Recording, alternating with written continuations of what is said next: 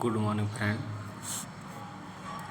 मैं बबलेश एक बार फिर से आप सभी का अपने चैनल टारगेट विद एग्जाम में स्वागत करता हूं।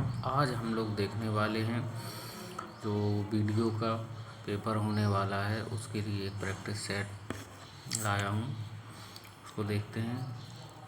चलिए शुरू करते हैं हम लोग हिंदी से। पहला क्वेश्चन है, इनमें से कौन सा विशेषण शब्द नहीं है? तो इसका आंसर हो जाएगा आपका डी। फर्स्ट का आंसर हो जाएगा डी, बहु। निम्नलिखित में से कौन सा शब्द विशेषण है? तो इसका आंसर हो जाएगा आपका ए, सुंदरता। तीसरा क्वेश्चन है, वह है किस कृषकाय व्यक्ति दौड़ने लगा, इस वाक्य में विशेष है? तो इसका आंसर हो जाएगा आपका ए, व्यक्ति। जिस विकारी शब्द से संज्ञा की व्याप्ति मर्यादित होती है उसे क्या कहते हैं? तो इसका आंसर हो जाएगा बी, विशेषण। इसी प्रकार नेक्स्ट क्वेश्चन पे चलते हैं। निम्नलिखित शब्दों में से विशेषण शब्द है, इनमें से कौन सा विशेषण है? तो इसका आंसर आपका देखते हैं।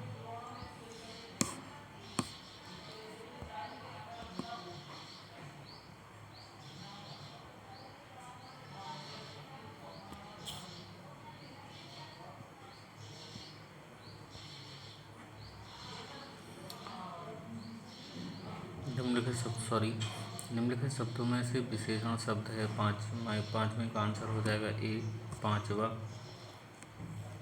छठवां देखते हैं, निम्नलिखित में से क्रिया विशेषण है, क्रिया विशेषण हो जाएगा धीरे धीरे। इसके बाद नेक्स्ट क्वेश्चन पे चलते हैं। सातवां देखते हैं, दोनों शब्द किस प्रकार का संख्यात्मक विशेषण है? दोनों शब्द किस प्रकार का संख्यात्मक विशेषण है? तो इसका आंसर हम लोग देखते हैं। तो इसका आंसर हो जाएगा आपका ए, समुदाय बोधक। प्रतिदिन किस प्रकार का क्रिया विशेषण है? तो इसका आंसर हो जाएगा डी, कालवाचक। इसी प्रकार नेक्स्ट क्वेश्चन पे चलते हैं। इनमें से किस वाक्य में गलत विशेषण प्रयुक्त हुआ है? इसका आंसर हो जाएगा आपका सी, यह सरकारी महिलाओं का अस्पताल है। इसका आंसर सी हो जाएगा। 10वां क्वेश्चन देखते हैं, गुणवाचक विशेषण के कितने भेद होते हैं? तो गुणवाचक विशेषण के 6 भेद होते हैं। इसिप्त शब्द का विलोम क्या होगा? तो सी, अधिसिप्त। 11 का हो जाएगा अनिसिप्ति। इसी प्रकार नेक्स्ट देखते हैं, स्वजाति का विलोम क्या होगा? स्वजाति का विलोम होगा आपका डी, विजाति। 13वां क्वेश्चन देते हैं, उन्मूलन का विलोम क्या होगा? उन्मूलन का विलोम होगा रोपण। इसका आंसर हो जाएगा आपका डी। इसी प्रकार नेक्स्ट क्वेश्चन पे चलते हैं, 14 क्वेश्चन पे। अमित शब्द का विलोम क्या होगा? अमित शब्द का विलोम होता है आपका परमित। इसका आंसर हो जाएगा आपका सी। श्रीगणेश शब्द का विलोम क्या होता है? तो श्रीगणेश शब्द का विलोम होता है इति श्री। धनी का विलोम शब्द क्या है? तो धनी का विलोम शब्द होता है निर्धन। इसका आंसर हो जाएगा डी। उन्मूलन पढ़ा था अभी हम लोगों ने, तो उन्मूलन का रोपण था और उन्मीलन का होता है निमीलन। 17 का हो जाएगा आपका डी। अधिकृत शब्द का विलोम क्या होगा? तो अधिकृत शब्द का विलोम होगा आपका अनधिकृत। बी, अनुमूलन शब्द का विलोम क्या होगा? तो अनुमूलन शब्द का विलोम होगा अनुमूलन का प्रतिलोम। अनुलोम है ये, अनुमूलन नहीं है। परिश्रम का विलोम क्या होगा? परिश्रम का विलोम होगा आपका विश्राम।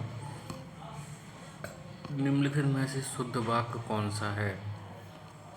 तो हम लोगों को ये देखना है शुद्ध वाक्य कौन सा है। 21, तो डॉक्टर गुप्ता हमारे प्रभारी हैं। तो इसका आंसर यही हो जाएगा ए। निम्नलिखित में से शुद्ध वर्तनी का शब्द कौन सा है? तो शुद्ध वर्तनी का शब्द आपका हो जाएगा सी, वाड्मय। इनमें से कौन सा वाक्य शुद्ध है? तो इनमें से कौन सा वाक्य शुद्ध है? इनमें से एक भी वाक्य शुद्ध नहीं है। इसका आंसर हो जाएगा डी आपका।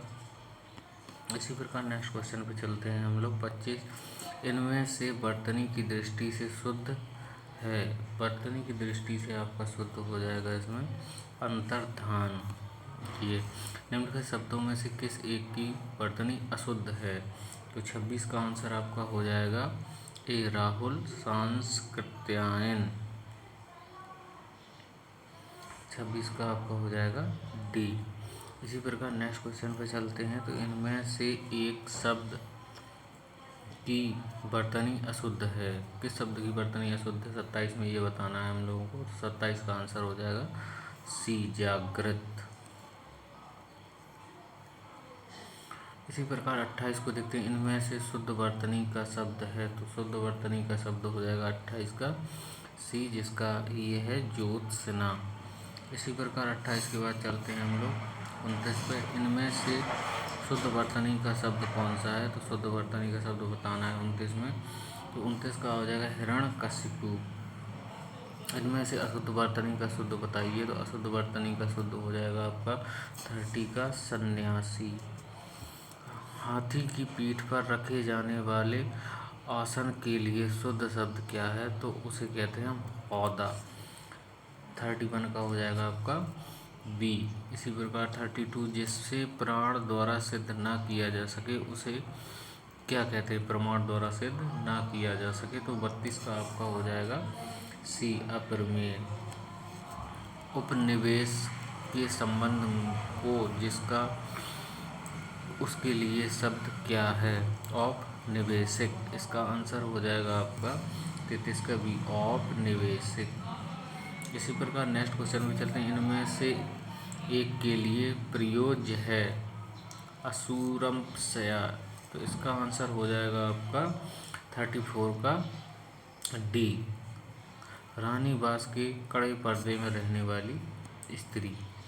इसी प्रकार आपका नेक्स्ट क्वेश्चन पे चलते हैं 35।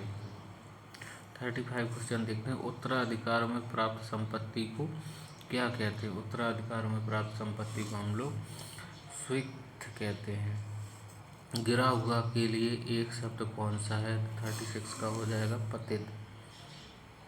37, निम्नलिखित वाक्य खंडों में से एक के लिए प्रयुक्त होने वाला शब्द है स्वयं सेवक। स्वयं सेवक किसके लिए प्रयुक्त होता है? तो 37 का आपका सी हो जाएगा अपनी इच्छा से दूसरों की सेवा करने वाला स्वयं सेवक कहलाता है। इसी प्रकार गुरु के समीप रहकर शिक्षा ग्रहण करने वाले के लिए कौन सा आंसर सही होगा? तो 38 का आपका सही हो जाएगा। इसे कहते हैं हम अंतेवासी। अपना उद्देश्य पूर्ण होने पर संतुष्ट ऐसे व्यक्ति के लिए एक शब्द क्या होगा? तो 39 का हो जाएगा आपका डी कृतार्थ। नेक्स्ट क्वेश्चन पे हम लोग चलते हैं। ये है आपका 40 में क्या है? नियम विरुद्ध असामाजिक कार्य करने वालों की सूची के लिए एक शब्द कौन सा है? तो इनका हो जाएगा बी काली सूची। देवर का तस्तम क्या है? तो देवर का तस्तम होता है ए। 41 का हो जाएगा द्विवर। इनमें से कौन सा शब्द तस्तम नहीं है? तो तस्तम नहीं है 42 का डी हो जाएगा मोती। दिशाएं ही जिसका वस्त्र हो उसे हम लोग क्या कहते हैं? तो 43 का सी हो जाएगा। इसे हम दिगंबर कहते हैं। 44 का इनमें से एक शब्द तद्भव है। तो तद्भव क्या है? तो इसका 44 का आंसर आपका हो जाएगा सी स्कंद। 45 का आंसर अखरोट का शब्द तस्तम क्या होगा? तो अखरोट का तस्तम होता है अछोट। 45 का आपका हो जाएगा डी। इसी प्रकार 46 पे चलते हैं। तो ये अकार शब्द का तद्भव क्या होगा? तो अकार शब्द का तद्भव होगा आपका 46 का बी अकाज। अब ये 47 से 50 तक एक ध्यान से आप लोग इसको वीडियो पॉज करके पढ़ना। मैं इसका आंसर आपको बता दे रहा हूँ। 47 का आंसर आपका हो जाएगा 47 का आंसर हो जाएगा सी। और 48 का आंसर हो जाएगा आपका बी। और 49 का आंसर हो जाएगा आपका डी। इसी प्रकार 50 का आंसर आपका हो जाएगा, 50 का आंसर आपका डी हो जाएगा, नदी के तट पर। इसको आप लोग पढ़ना हो जाएगा वीडियो पॉज करके, वीडियो लंबा हो जाएगा। अब हम लोग देखते हैं इसके बाद जीएस का पेपर।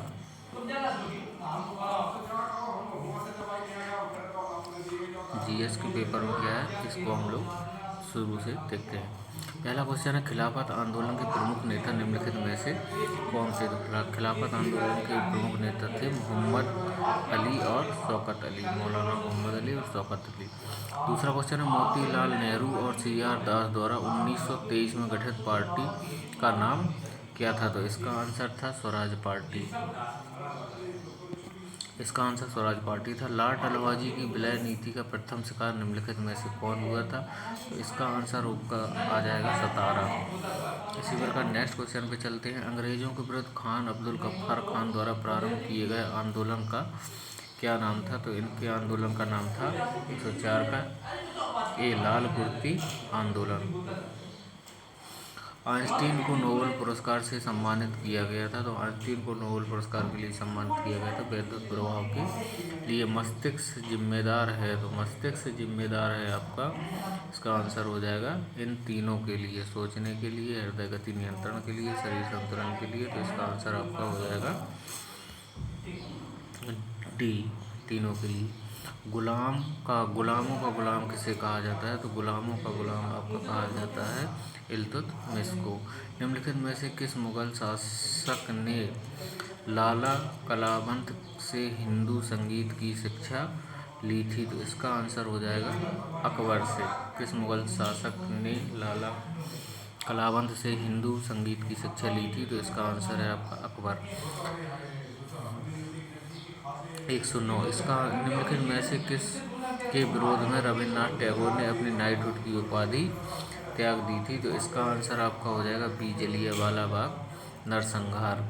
इसी प्रकार नेक्स्ट क्वेश्चन पे चलते हैं हम लोग। 110, भारतीय संविधान के किस अनुच्छेद के अंतर्राष्ट्रीय समझौते को प्रभावी करने हेतु संसद राज्य सूची के विषय पर कानून बना सकती है? तो इसका आंसर हो जाएगा आपका 253 डी। 110 का आंसर हो जाएगा आपका डी। इसी प्रकार 111 पर चलते हैं हम लोग। 111 देखते हैं, भारतीय संविधान के किस अनुच्छेद में निर्वाचन आयोग के लिए प्रावधान है? तो निर्वाचन आयोग के लिए प्रावधान आपका सी में है, 3/2014 में है। भारत के सर्वोच्च न्यायालय ने संविधान के आधारभूत ढांचे के सिद्धांत को स्पष्ट किया था। किस केस में स्पष्ट किया था ये आपको बताना है। तो 112 का आंसर हो जाएगा आपका डी, केशवानंद भारतीवाद 1973। भारत में नागरिकों के मौलिक अधिकारों में संशोधन कौन करता है? तो संशोधन आपका करती है कौन सी संसद करती है? तो इसका आंसर हो जाएगा आपका सी। भारतीय संविधान का कौन सा अनुच्छेद भारत की विदेश नीति से संबंधित है? तो भारत की विदेश नीति से संबंधित है अनुच्छेद 51। निम्नलिखित में से कौन राष्ट्रपति के प्रसाद पर्यंत अपना पद धारण करता है? 115 का आंसर हो जाएगा आपका भारत का महान्यायवादी। इसी प्रकार नेक्स्ट क्वेश्चन पे चलते हैं हम लोग। सूची 1 को सूची 2 से मिलाना है, तो इसमें कौन सा आंसर? 116 का संविधान संशोधन। 116 का आंसर आपका होगा बी, संविधान संशोधन आपका हो जाएगा 368। संविधान संशोधन 368 हो जाएगा। वित्त आयोग आपका 280 में है, और वित्तीय आपात आपका 360 में है, और अखिल भारतीय सेशन 312 में। इस प्रकार आपका ऑप्शन हो जाएगा बी। नीलांग घाटी किस राज्य में स्थित है? तो नीलांग घाटी उत्तराखंड में स्थित है। निम्नलिखित में से कौन सा युग्म सही सुमेलित नहीं है? 118 का आंसर हो जाएगा आपका सी, ये मिस्ट्रल राइन घाटी में नहीं चलती है। भारतीय प्रायद्वीप की सबसे ऊंची चोटी कौन सी है? भारतीय प्रायद्वीप जो नीचे वाला भारत है उसकी सबसे ऊंची, दक्षिण भारत की सबसे ऊंची चोटी आपको पता होगा, इसे हम लोग कहते हैं अनाईमुडी। तातीपका तेल शोधनशाला अवस्थित है। तातीपका तेल शोधनशाला किस राज्य में स्थित है? तो इसका आंसर हो जाएगा आंध्र प्रदेश में। इसी प्रकार नेक्स्ट क्वेश्चन पे चलते हैं हम लोग। निम्नलिखित में से कौन सा युग्म सही सम्मिलित नहीं है? इसमें परियोजनाएं दी गई हैं और नदी दी गई है, तो इसका 121 का आंसर हो जाएगा आपका बी। तलैया बांध कोनार नदी पर स्थित नहीं है, बाकी सरदार सरोवर नर्मदा नदी पर, गांधी सागर चंबल पर, नागार्जुन सागर कृष्णा नदी पर है। इसी प्रकार नेक्स्ट क्वेश्चन पर चलते हैं। 122 निम्नलिखित में से किस वर्ष में स्वावलंबन योजना प्रारंभ हुई थी? ये सरकार की योजना है जिसको आपको बताना है कि किस ईयर में ये शुरू की गई थी। तो 2010 में शुरू की गई थी। निम्नलिखित घटनाओं पर ध्यान दें तथा इन्हें कालक्रम के अनुसार व्यवस्थित करें। इनके सन के अनुसार इन्हें व्यवस्थित करना है कि कौन सी योजना सबसे पहली आई। गरीबी हटाओ, बैंकों का राष्ट्रीयकरण, हरित क्रांति का प्रभाव। तो आपका इसका आंसर हो जाएगा बी, पहले तीसरी फिर दूसरी फिर पहली। आंतरिक सुरक्षा अकादमी अवस्थित है, तो आंतरिक सुरक्षा अकादमी कहाँ अवस्थित है इसको आपको बताना है। तो ये माउंट आबू राजस्थान में स्थित है। पुस्तक कारगिल टर्निंग द टाइड लिखी है। इस पुस्तक टर्निंग द टाइड के लेखक कौन है? टर्निंग द टाइड के लेखक हैं मोहिंदर पुरी ने लिखी है। राष्ट्रीय डेयरी अनुसंधान संस्थान कहाँ है? तो 126 का आंसर हो जाएगा करनाल में। सर्वाधिक जैव विविधता पाई जाती है, तो सर्वाधिक जैव विविधता आपकी उष्णकटिबंधीय वर्षा वनों में पाई जाती है, जो कर्क रेखा और मकर रेखा के बीच का क्षेत्र होता है। उर्वरक के अत्यधिक प्रयोग से क्या होता है? तो 128 का आंसर आपको देना है। उर्वरक के अत्यधिक प्रयोग से ये सभी होते हैं, मृदा प्रदूषण, जल प्रदूषण और वायु प्रदूषण होता है। पृथ्वी के चुंबकीय क्षेत्र का कारण क्या है? तो इस 129 का आंसर है ए, भूख रोड के अंदर की चक्राकार धाराएं। एक नाभिकीय रिएक्टर में भारी जल का क्या कार्य है? एक नाभिकीय रिएक्टर में भारी जल का कार्य आपका न्यूट्रॉन की गति को कम करना। न्यूट्रॉन की गति को कम करने। निम्नलिखित में से कौन हाइड्रोजन का समस्थानिक नहीं है? तो इट्रियम नहीं है, प्रोटियम, ड्यूटेरियम और ट्राइटियम है। हाइड्रोजन के रेडियो सक्रिय समस्थानिक को क्या कहते हैं? हाइड्रोजन के रेडियो सक्रिय समस्थानिक को हम लोग 132 का आंसर आपका डी हो जाएगा, ट्राइटियम कहते हैं। इसी प्रकार नेक्स्ट क्वेश्चन पे चलते हैं। मांसपेशियों में निम्नलिखित में से किसके एकत्र के कारण थकान होती है? तो ये आपका आंसर हो जाएगा लैक्टिक एसिड के कारण। सभी जैव यौगिकों का अनिवार्य मूल तत्व क्या होता है? तो इसका आंसर हो जाएगा कार्बन। नेक्स्ट क्वेश्चन पे चलते हैं। निम्नलिखित में से किसमें कार्बन नहीं है? तो कार्बन इनमें से कोई नहीं हो जाएगा। इसका हीराम भी कार्बन, ग्रेफाइट में कार्बन और कोयले में भी कार्बन आपका रहता है। इसी प्रकार इसका आंसर नहीं। पेंसिल का लेड किसका बना होता है? तो इसका आंसर ग्रेफाइट हो जाएगा। इसके बाद नेक्स्ट क्वेश्चन पे चलते हैं हम लोग। 137 चेचक के लिए टीके का आविष्कार किसने किया था? तो चेचक के लिए टीके का आविष्कार आपका एडवर्ड जेनर ने किया था। ऐसी कोशिकाओं का समूह जिनकी उत्पत्ति, संरचना तथा कार्य समान होता है उसे हम लोग क्या कहते हैं? 138 का आपका आंसर हो जाएगा, इसे हम टिश्यू कहते हैं। मानव तंत्र में निम्नलिखित में से कौन सा एक पाचक एंजाइम नहीं है? तो पाचक एंजाइम आपका नहीं है बी, 39 का बी, गैस्ट्रिक ये पाचक एंजाइम नहीं है। 140 बनगा नुई नदी किस देश में प्रवाहित होती है? तो इसका आंसर वो आपका हो जाएगा सी, न्यूजीलैंड में। बनगा नुई नदी न्यूजीलैंड में प्रवाहित होती है। निम्नलिखित में से किस IPS अधिकारी ने, ये पुराना क्वेश्चन है, उस टाइम पर जब ये एग्ज़ाम हुआ था, तो इसका आंसर हम लोग नहीं देखते हैं, उस टाइम का करंट नहीं आएगा। केंद्र सरकार कॉफ़ी बोर्ड के जरिए एकीकृत कॉफ़ी विकास परियोजना क्रियान्वित कर कारकू घाटी में कॉफ़ी उत्पादन को बढ़ावा दे रही है। कारकू घाटी किस राज्य में स्थित है? तो ये आंध्र प्रदेश में स्थित है। ये भी 2018 क्वेश्चन है करंट का। इसी प्रकार नेक्स्ट क्वेश्चन देखते हैं। इंडियन वेल्स, ये भी आपका ये था। 146 देखते हैं। पाकिस्तान ने चीन को किस स्थान पर नौसैनिक अड्डा बनाने के लिए आमंत्रित किया है? तो 146 का हो जाएगा आपका बी, जीवानी। पंडूर, विशाखापत्तनम और मंगलौर संयुक्त रूप से किस लिए चर्चा में हैं? तो ये किस लिए चर्चा में हैं? तो ये आपके कच्चे तेल के भंडार गृह बनाए जाने के लिए चर्चा में है। 148 का आपका आंसर हो जाएगा निम्नलिखित में से किस कंपनी ने, ये वो करंट का क्वेश्चन था उस टाइम का, निम्नलिखित में से किस देश के साथ हुए नाभिकीय समझौते से अमेरिका ने खुद को अलग करने की घोषणा की है? ये भी उस टाइम का क्वेश्चन है। विश्व की दूसरी सर्वाधिक प्राचीन चट्टान भारत के किस राज्य में पाई जाती है? तो ये उड़ीसा में पाई जाती है।